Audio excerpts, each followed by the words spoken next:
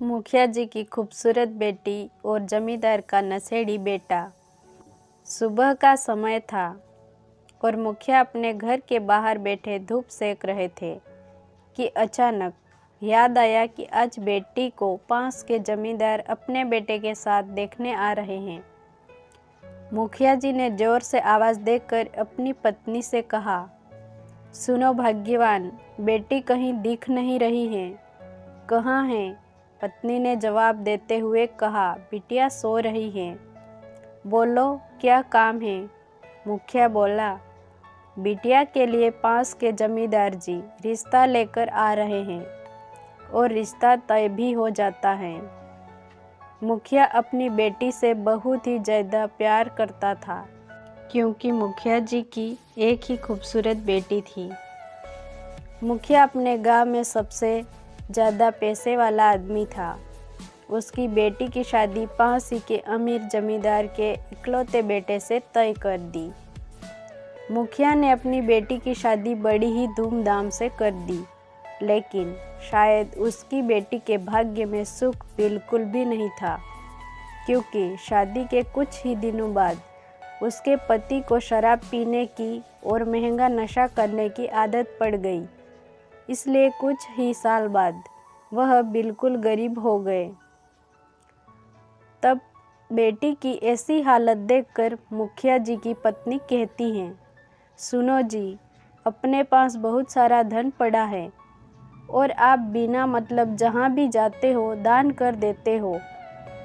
क्या आपको अपनी ही बेटी का दुख और गरीबी बिल्कुल भी नहीं दिख रही है क्या? आप थोड़ी सी भी उसकी मदद क्यों नहीं करते हो? यह सुनने के बाद मुखिया जी ने अपनी पत्नी से कहा, भाग्यवान, जब अपनी बेटी का भाग्य जागेगा तब सब कुछ ठीक हो जाएगा और हम कब तक उनकी मदद करते रहेंगे। एक न एक दिन तो उनको खुद को ही संभालना होगा। कुछ दिनों के बाद मुखिया जी की बेटी और दामाद उनसे मिलने आते हैं। तभी बेटी अपनी माँ के आगे रोने लग जाती है। मुखिया जी अपनी बेटी को रोता देखकर कहता है कि बेटी तू रो मत, जब तेरा भाग्य जागेगा तो तुझे किसी से कुछ भी मांगने की ज़रूरत नहीं पड़ेगी। बेटी 2 दिन मायके रहने के बाद अपने ससुराल जाने के लिए तैयार हो रही थी। तभी मुखिया जी अपनी पत्नी से कहता है कि बेटी को कुछ राशन सामान और 5 बोरी गेहूं की दे देना। इतना सुनते ही मुखिया जी की पत्नी खुश हो जाती हैं और जल्दी जल्दी अपनी बेटी के लिए खाना और मिठाई बनाकर तैयार कर देती हैं। माँ अपनी बेटी का दुख देखकर बहुत ही लाचार थी, इसलिए कैसे भी करके अपनी बेटी की थोड़ी सी भी मदद करना चाहती थी। इसलिए माँ ने अपनी बेटी के लिए मिठाई बनाई थी। उसमें कुछ सोने के गहने और पैसे रख दिए और साथ ही 5 बोरी गेहूं भी दे दिए। बेटी और दामाद गेहूं की बोरियां लेकर अपने घर जा रहे थे।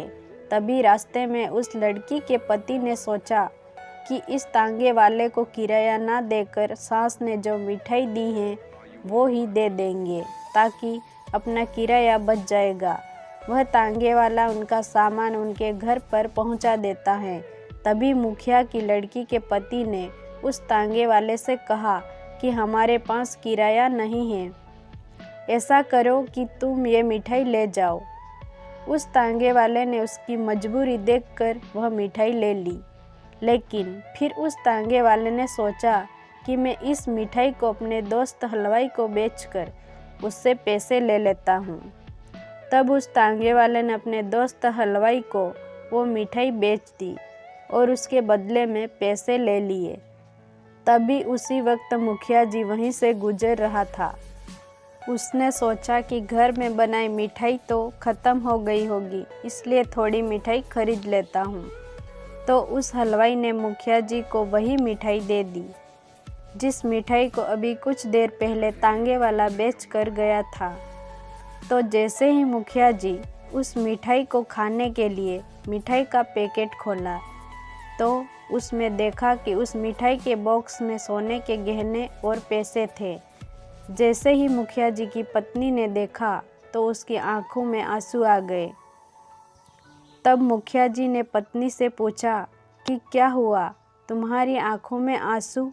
तब पत्नी बोली कि तुमने सही कहा था, अपनी बेटी का तो नसीब ही खराब है। मैंने तुमसे छुपाकर इस मिठाई में कुछ सोने के गहने और पैसे रख दिए थे, लेकिन ये मिठाई का बॉक्स तो आपके हाथ में है।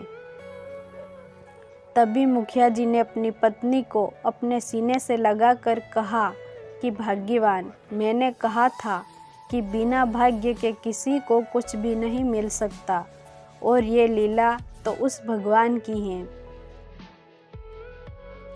ऊपर वाला जब चाहेगा तब अपनी बेटी को किसी के आगे हाथ फैलाने की ज़रूरत नहीं पड़ेगी, और एक दिन उसका भी भाग्य जरूर चमकेगा।